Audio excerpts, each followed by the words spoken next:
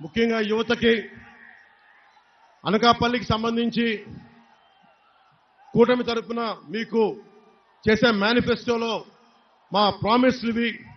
యువతకి skill development centre రావాలి. ఇక్కడ మీరు ఊహించుకోండి, పవన్ కళ్యాణ్ అనే వ్యక్తికి ఇదే వైజాగ్లో, ఇదే ఉత్తరాంధ్రలో ఒక యాక్టింగ్ స్కిల్ నేర్పిస్తే, ఉత్తరాంధ్ర మనకి సత్యానంద్ అనే ఒక గురువు గారి దగ్గర ఒక యాక్టింగ్ నేర్పిస్తే, అతనికి ఒక స్కిల్ గనక డెవలప్ చేస్తే అతను ఈ రోజున మీరు గుండెల్లో పెట్టుకునే నటుడయ్యాడు. అతను మీకు అండగా నిలబడే ఒక ప్రజానాయకుడయ్యాడు. మనం ఏ రోజున కూడా స్కిల్ డెవలప్మెంట్ గురించి ఆలోచించట్లా. ఇక్కడున్న యువత మీరు ఏ కులం, ఎక్కడి నుంచి వచ్చారు, ఎంత వయసు ఉందని ఆలోచిస్తున్నారు. కానీ ఇక్కడున్న యువతలో ఎవరికి ఏ ప్రతిభ ఉంది, ఏ సమర్థత ఉంది, వీరికి ఎలాంటి ఉపాధి అవకాశాలు కావాలి, వీరికి ఎలాంటి ఇంట్రెస్ట్లు ఉన్నాయి, వీళ్ళకి ఎవరన్నా వచ్చి మనకి సర్వే చేయాల్సింది. కులాలు వీటన్నిటితో పాటు కూడా అక్కడున్న కుర్రాడికి నీకేం కావాలని ఉంది భవిష్యత్తులో, అక్కడున్న యువతకి మీకు ఏం అవ్వాలని ఉంది, ప్రభుత్వం మీకు ఏం చేయాలి, ఎలాంటి ఉపాధి అవకాశాలు కావాలి, ఎలాంటి స్కిల్ డెవలప్మెంట్ చేయాలి మీకు, మేము ఇలాంటి అడగబోతున్నాం. ఈ రోజున అన్ని మేనిఫెస్టోలు చెప్పే ఒకటైతే మేనిఫెస్టో కోసం పోరాటం యాక్చువల్గా రేపొద్దున అసెంబ్లీలో మొదలవుద్ది.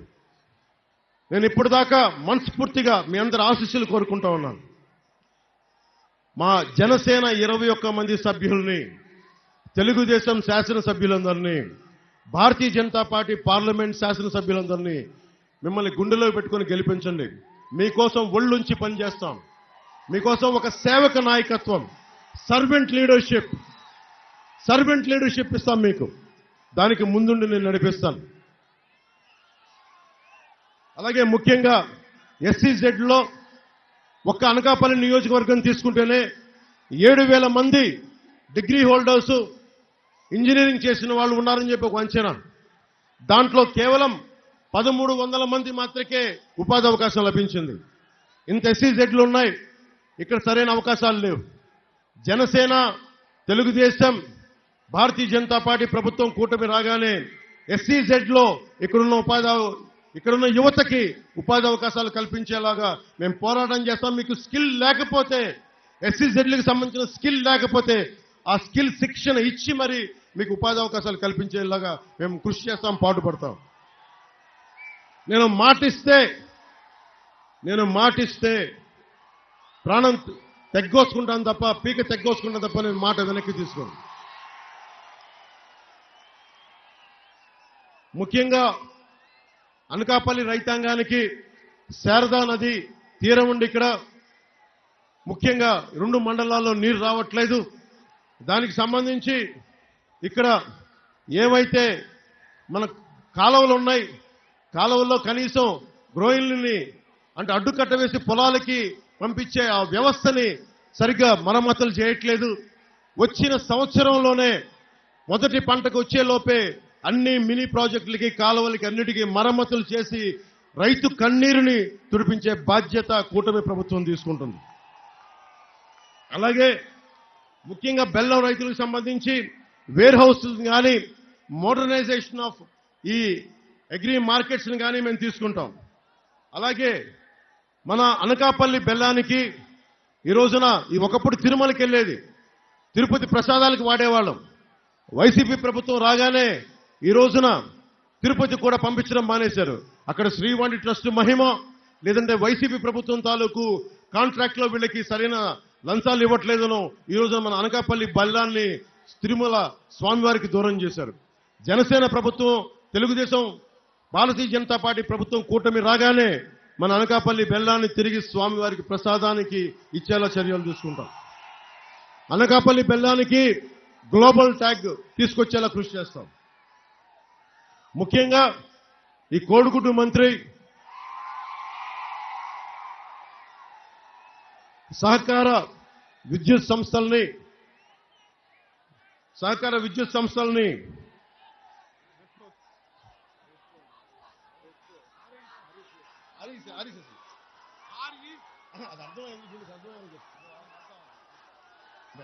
అర్థం కాదు.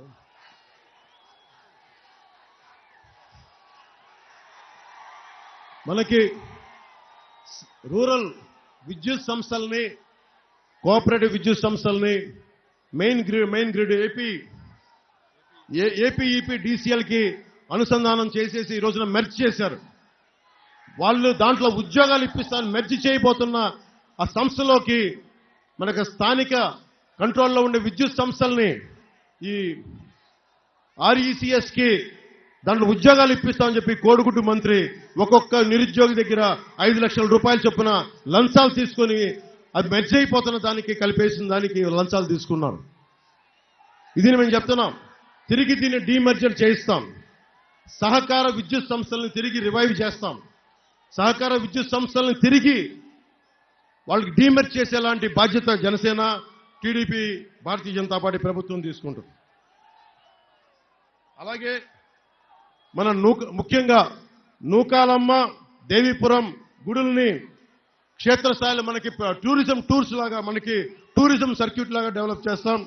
అలాగే బొజ్జనకొండ మనకి హీనయాన, మహాయాన ఈ బుద్ధిస్ట్ సర్క్యూట్ అంతా కూడా అంతర్జాతీయంగా టూరిస్టులు వచ్చేలాగా నిజంగా మనకి ఈ సర్క్యూట్ ని డెవలప్ చేస్తే మనకి చాలా ఉపాధి అవకాశాలు వస్తాయి. అలాగే మన శారద నది తీరం కింద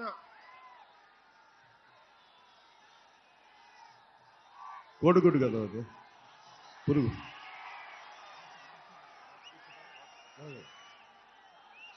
ఇంత ఇదే విదేశాల్లో ఇలాంటి శారదా నది కానీ ఉండుంటే ఒక గొప్ప క్షేత్రస్థాయి ఒక టూరిజం స్పాట్ అయిపోయేది. టూరిజం వల్ల ఎంత ఉపాధి అవకాశాలు ఉంటాయో, ఎంతమంది ఇన్ఫార్మల్ సెక్టార్స్ తోపుడు బండ్ల దగ్గర నుంచి ఇంతమంది యువతకు ఉపాధి అవకాశాలు కానీ, హోటల్స్ కానీ, చిన్నపాటి సెంటర్స్ కానీ, మార్కెట్స్ కానీ ఎన్ని పెట్టుకోవచ్చు. అందుకని మన శారదా నది తీరాన్ని ఒక గొప్ప టూరిస్ట్ స్పాట్గా చేసి మనందరికీ కూడా కంటికి ఆహ్లాదంగా ఉండి సాయంత్రాలు వెళ్ళేలాగా మనకి టూరిజం డెవలప్ అయ్యేలా, మీ అందరికి ఉపాధి అవకాశాలలాగా వచ్చేలాగా సంపూర్ణంగా మేము కృషి చేస్తాం.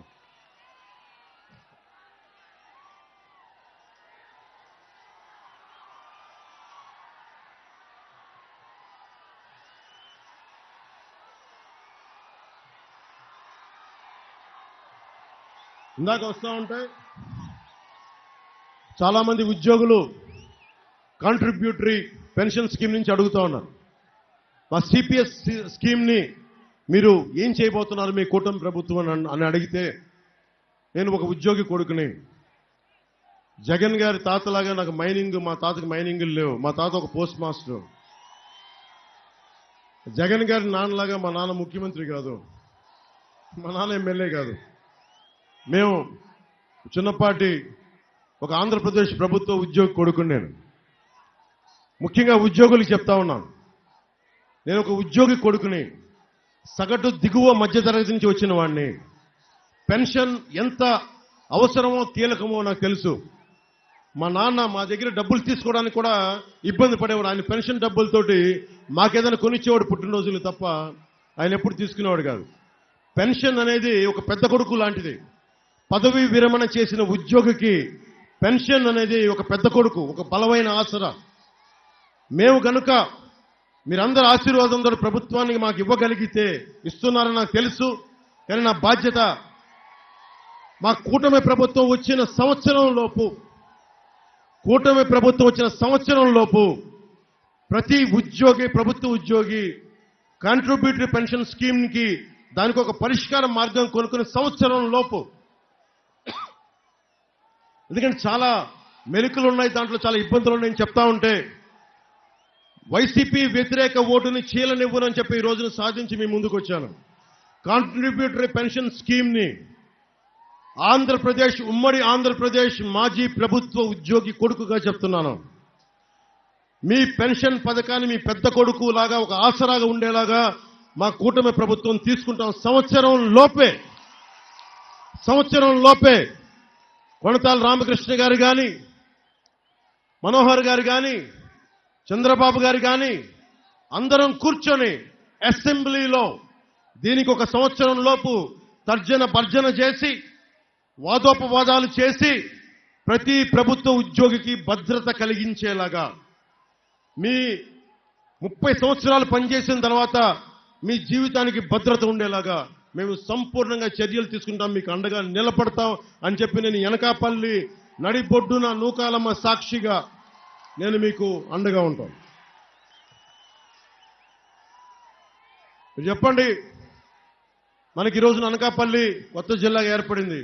ప్రభుత్వ భవనాలు ఉన్నాయా? మనకి ప్రభుత్వ భవనాలు లేవు. ఇంకా అద్దె ఇళ్లలోనే ఉన్నారు వీళ్ళందరూ. కానీ ఒకవైపు 600 ఎకరాలు దోచేస్తా ఉన్నారు. ఏ ప్రభుత్వం అయినా సరే, జగన్ ప్రభుత్వం వచ్చింది, ఉన్న ప్రభుత్వ ఆస్తులను తాకట్టు పెట్టడం, ప్రైవేట్ ఇళ్లలో భవనాలు పెట్టడం, దానికి అదనంగా రెంట్లు గింట్లు అని చెప్పేసి ఆ డబ్బును కూడా అక్రమంగా దోచేయడం. ఎన్టీఆర్ గవర్నమెంట్ ఆసుపత్రి ఉంది మనకి. పీలా గోవింద్ గారి సమయంలోనే దానికి ఏసీలు కూడా చేయించారు ఆయన. మనకి పేషెంట్స్ కి బాగుంటుందని చెప్పి పాపం ఎన్టీఆర్ గవర్నమెంట్ హాస్పిటల్ ఆయన చేయిస్తే ఈ రోజున ఆ పరిస్థితి ఎలా ఉంది? గర్భిణీ స్త్రీలు వస్తే విశాఖ కేజీహెచ్కి పంపించే పరిస్థితి. ఒకవైపు సిటీ నడిబొడ్డున మనకి డంపింగ్ యార్డ్ ఉంది. మనకి రాష్ట్రంలో ఏ మూలకెళ్ళినా డంపింగ్ యార్డ్. దాదాపు చుట్టుపక్కల ఉన్న ప్రాంతంలో మీకు ఎంత దుర్వాసన ఉంటుందో నాకు తెలుసు. మొన్న ఈ మధ్యన నాకు వీడియోలు పంపించారు. అదే ఆ వీడియోలు పంపిస్తే ఎంత ఉన్నాం సార్ ఇక్కడి నుంచి డంపింగ్ యార్డ్, పక్కన డంపింగ్ యార్డ్,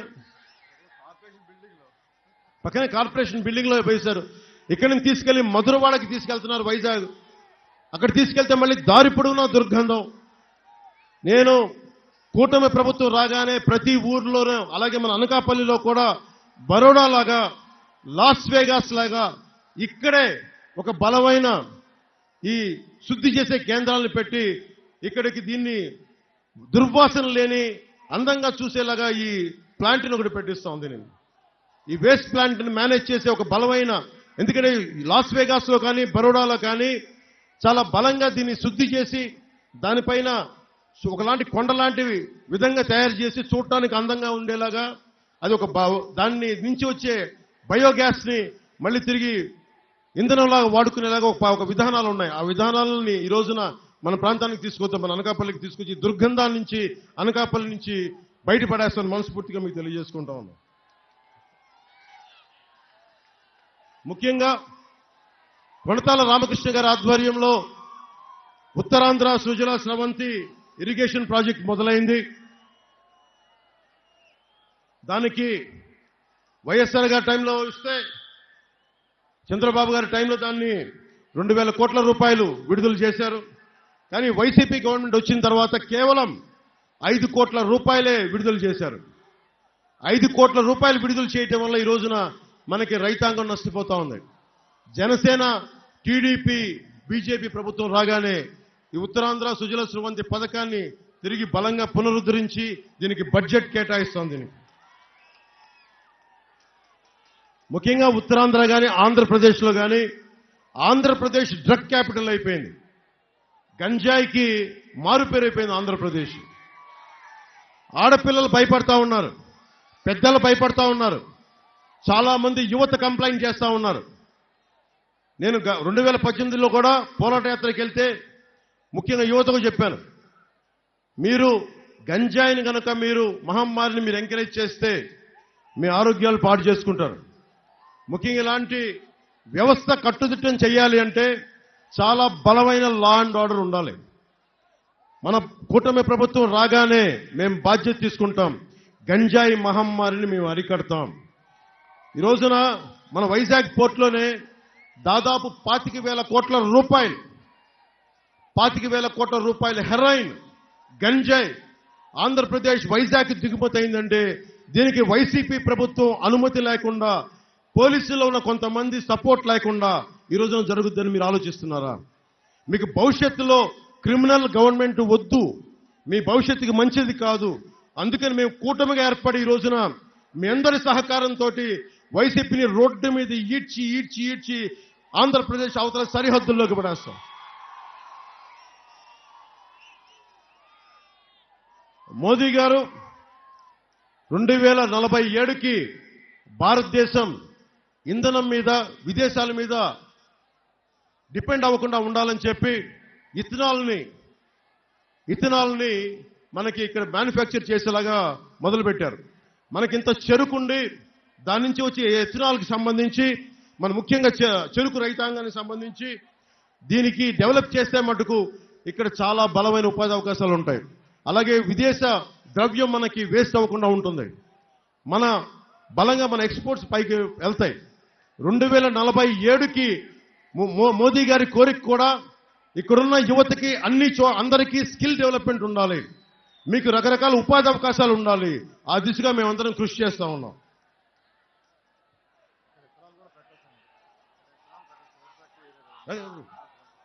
మనకి షుగర్ ఫ్యాక్టరీలు ఉన్నాయి కాబట్టి తుమ్మపాలను ఎలా రివైవ్ చేస్తామంటే దానికి అనుసంధానంగా ఒక ఇథనాల్ ఫ్యాక్టరీస్ కూడా దానికి పెట్టి, ఎందుకంటే ఇంత బలమైన చెరుకు పంట ఉన్న ప్రాంతం ఇది ఉత్తరాంధ్ర మొత్తం. సో ఇథనాల్ని ఇక్కడి నుంచి ఎక్స్పోర్ట్ చేసేలాగా, ఇక్కడి నుంచి తయారు చేసేలాగా ఆ బాధ్యత మనం తీసుకుందాం.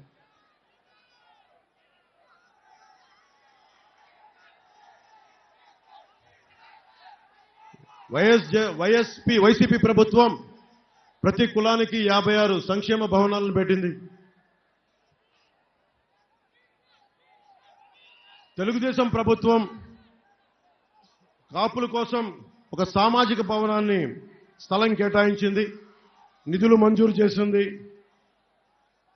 ఒక కులానికి సంబంధించి తెలుగుదేశం ప్రభుత్వం వారి సామాజిక భవనానికి స్థలం కేటాయిస్తే వైసీపీ వచ్చి ఏం చేసిందంటే వాళ్ళ కార్యాలయం నిర్మించుకుంది. ఒకసారి మీరు ఆలోచించండి.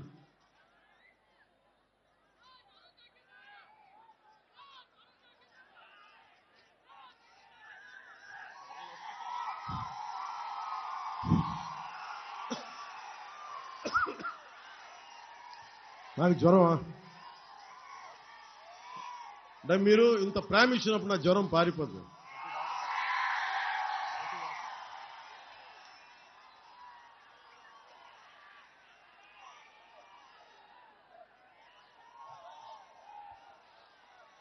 పీలా గోవింద్ గారు సారథ్యంలో సత్యనారాయణపురం, కొండకొప్పాక, సిరిసపల్లిలో దాదాపు 3416 కిట్కోలు నిర్మించారు.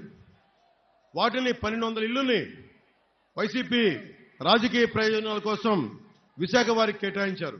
ఏ ఊర్లో ఉండే వాళ్ళకి వారికే కేటాయించాలి కదా. మిగతా ఇళ్లన్నింటినీ వైకాపా నేతలు వారి సొంత లాభానికి వాడుకున్నారు. తెలుగుదేశం ప్రభుత్వంలో కేటాయించిన ఇళ్లన్నీ తిరిగి కూటమి ప్రభుత్వం రాగానే వారికే కేటాయిస్తాం. అర్హతగా ఉన్న వాళ్ళకి కూడా మిగిలిన ఇళ్లు కేటాయిస్తాం. అలాగే ఎన్టీఆర్ ఆసుపత్రికి ముఖ్యంగా బడ్జెట్ ని 30 లక్షలు తగ్గించారు. స్పెషలిస్టులు లేరు, సిబ్బంది కొడుతుంది. అన్ని జిల్లాల నుంచి వచ్చే ఈ రోగులకి ఎక్కువ సౌకర్యాలను డెవలప్ చేసేలాగా మన ప్రభుత్వం తీసుకుంటుంది. అలాగే రాష్ట్ర జాతరగా మన నూకాలమ్మ ఉత్సవాన్ని జరుపుకుందాం. అలాగే 2 పూట్ల పట్టణ ప్రజలకి రోజుకి 2 గంటలు మించి ఈ రోజున మంచినీరు ఇవ్వడం లేదు. అది కూడా కొన్నిసార్లు నా దృష్టికి వచ్చింది, బురద మురుగు అని చెప్పి దానికి పైగా 1200 రూపాయలు పన్ను వసూలు చేస్తా ఉన్నారు. ఈ అగనంపూడి పట్టణం ప్రజలకి అగనంపూడి నుంచి పైపుల ద్వారా మన అనకాపల్లి పట్టణ ప్రజలకి నీరు అందివ్వడానికి 32 కోట్ల రూపాయలతో పైప్ పనులు చేపట్టారు. కానీ వైసీపీ ప్రభుత్వం పూర్తి చేయలేదు. వాటిని పూర్తి చేసి 2 పూట్ల స్వచ్ఛమైన నీళ్లు అందించేలాగా కూటమి ప్రభుత్వం తీసుకుంటుంది. అలాగే మన రహదారుల విస్తరణ, ఎన్నికల ముందు హడావిడిగా మనకి రోడ్లు విస్తరణ పనులు చేపట్టారు. భవనాలు, స్థలాలు కోల్పోయిన వారికి టీడీఆర్లు పూర్తి స్థాయిలో ఇవ్వలేదు. వారందరికీ టీడీఆర్లు అందించే బాధ్యత, వారికి కాలువలతో సహా రహదారి నిర్మిస్తాం. నూకాలమ్మ రహదారి విస్తరిస్తాం. కొణతాల రామకృష్ణ గారు మంత్రిగా ఉన్న సమయంలో ప్రధాన రహదారి నిర్మించారు. అదే సమయంలో నాయల వీధి విస్తరణ చేశారు. ఈ పీలా గోవింద్ గారు, సత్యనారాయణ గారి హయాంలో పెరుగు బజారు విస్తరించారు. భవిష్యత్తులో అన్ని రోడ్లను విస్తరించే స్థాయిలో చర్యలు తీసుకుంటాం. మన డంపింగ్ యార్డుకు కూడా ఒక శాశ్వత పరిష్కారం కనుక్కుంటాం. ఇందాకే చెప్పాం. చెత్త పన్ను కూటమి ప్రభుత్వం రాగానే మొట్టమొదటి చేయాల్సిన చంద్రబాబు గారు కూడా చెప్తాను, చెత్త పన్నును తొలగించమని చెప్తాం.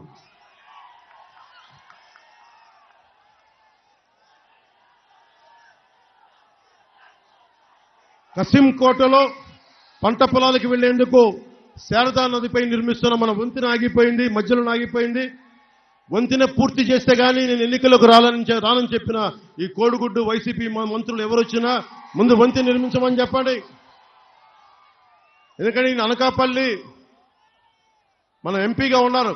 రేపొద్దున కేంద్రం నిధులు మనకు అండగా ఉంటే రేపొద్దున మన అనకాపల్లి నియోజకవర్గంలో ఎలాంటి వంతెనలు కావాలన్నా కేంద్ర సహకారం కొన్ని ప్రత్యేకంగా అవసరం. అందుకని వారిని గెలిపిస్తే మటుకు మన వంతెనలకి చాలా త్వరగా మనం సాధించుకునే అవకాశం లభిస్తుంది. అలాగే రాగానే యువత కోసం పరిశ్రమలు ఏర్పాటు చేస్తాం. పేదలు సాగు చేసుకుంటున్న భూముల్ని ల్యాండ్ పూలింగ్ మీద సేకరించారు. వారికి చాలా మంది తిరిగి భూములు ఇవ్వలేదు. దాంతోపాటు వారు సాగు చేస్తున్న జీడి పంటలను తొలగించారు. దీంతో ఆదాయం పోయింది.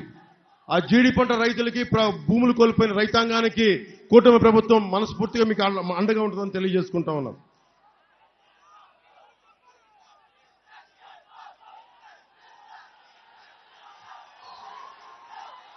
కొనతాల రామకృష్ణ గారు మంత్రిగా ఉన్న సమయంలో సంతోషిమాత కోవిల వద్ద రైతు బజార్ ఏర్పాటు చేశారు. దాన్ని సరిగ్గా వినియోగించుకోలేదు. దాని వినియోగంతో పాటు ప్రభుత్వం రాగానే కొత్త రైతు బజార్ ఏర్పాటు చేసే బాధ్యత కుటుంబ ప్రభుత్వం తీసుకుంటుంది. అనకాపల్లి బెల్లానికి దేశం మొత్తం పూర్వ వైభవం వచ్చేలాగా తీసుకుంటాం. ముఖ్యంగా అనకాపల్లి భూసారం లక్షణాన్ని బట్టి గత ప్రభుత్వంతో వాదించి మరి అనకాపల్లి బెల్లం నల్లగా ఉంటుంది, అందువల్ల దీన్ని లిక్కర్కి వాడాలని చెప్పి పెడితే కొనతాల రామకృష్ణ గారే అప్పుడున్న ప్రభుత్వంతో పోరాటం చేసి ఆ నల్లగా ఉంటున్న బెల్లానికి కారణం ఇక్కడ మన అనకాపల్లి భూముల్లో ఉన్న భూసారం తాలూకు తత్వం వల్ల అలా ఉంది తప్పని చెప్పి బలంగా వాదించి ఈరోజు చేశారు. తిరిగి దాన్ని పునర్వైభవం తీసుకొస్తాం దానికి. అలాగే ముఖ్యంగా దారి పొడవుతా మనకి అనకాపల్లి ఉద్యోగులు మిడిల్ క్లాస్ ఎక్కువ. మనకి ఇలాంటి చోట శారదా నది ఒడ్డున ఉన్న అన్నమయ్య ఉద్యానవనంతో పాటు పరమేశ్వరి, గాంధీనగరం, రఘురాం కాలనీల్లో ఉద్యానవనాలు, పార్కులు అభివృద్ధి చేస్తాం. ముఖ్యంగా యువతకి క్రీడా స్థలాలు ఏర్పాటు చేస్తాం. అలాగే పెద్దలకి ఒక వాకింగ్ ట్రాక్ ని ఏర్పాటు చేస్తాం. టిటిడి ఆధ్వర్యంలో, తిరుమల తిరుపతి దేవస్థానం ఆధ్వర్యంలో కళ్యాణ మండపం ఏర్పాటు చేస్తాం. పెన్షన్లు, రేషన్ కార్డుల్ని తిరిగి రకరకాల కారణాలతో రద్దు చేశారు, వాటిని పునరుద్ధరిస్తాం. అర్హత ఉన్న వాళ్ళందరికీ వాళ్ళు తీసేశారు, తిరిగి వాళ్ళ అర్హతలను చూసి అందరికీ పునరుద్ధరిస్తాం. చిన్న సన్నకారు రైతులకు చెందిన చెర్లోపల్లి ఖండంలోని 2 లేఅవుట్లు పూర్తి చేసి రైతులకు ఇవ్వాల్సిన ప్లాట్లు అప్పగిస్తాం. ప్రభుత్వ కార్యాలయాలను ఏర్పాటు చేస్తాం. ఈ రోజున అద్దెళ్లలో కాదు, జీవీఎంసీ, ఆర్ఎండ్బి, కోర్ట్, సబ్ రిజిస్ట్రార్, వ్యవసాయ శాఖ, జలవనరుల శాఖ వంటి అన్నిటికీ కూడా ప్రభుత్వ శాఖలకి సొంత కార్యాలయాలు కూటమి ప్రభుత్వం రాగానే ఏర్పాటు చేస్తాం. అలాగే అనకాపల్లి పట్టణంలో ముఖ్యంగా పూడిమడక, చోడవరం రహదారులు గుంతలతో నిండిపోయింది. మురుక్కాలువలకు అవుట్లెట్లు లేవు. భూలువాడ, దర్జానగర్, మార్టూరు రహదారుల్ని తిరిగి నిర్మాణం చేస్తాం. ఆ గుంతలు పూడిస్తాం, మంచి దారులు ఏర్పాటు చేస్తాం.